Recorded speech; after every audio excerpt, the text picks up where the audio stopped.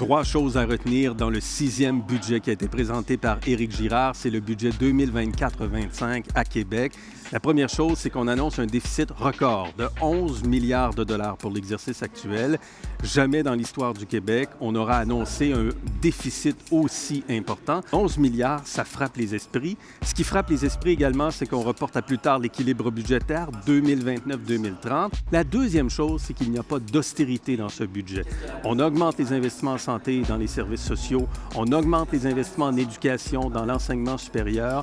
De façon globale, la croissance des dépenses est au rendez-vous. Donc, pas d'austérité, mais des pressions financières qui sont importantes avec le vieillissement de la population. Vous savez, en 1971, 2,3 % de la population avait 75 ans et plus. 2,3.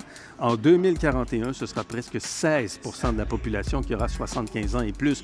Donc, il faut trouver des façons de faire face à ces pressions financières. C'est pourquoi le gouvernement annonce un examen de ses dépenses avec les résultats qui seront annoncés l'an prochain pour revenir éventuellement à l'équilibre budgétaire.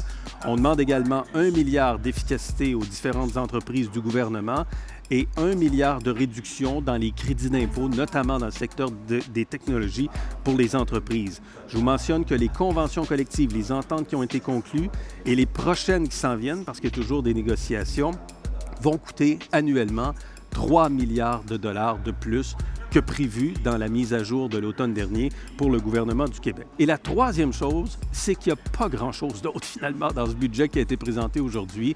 Quelques mesures, du saupoudrage, pas de nouveaux logements sociaux ou de logements abordables annoncés aujourd'hui.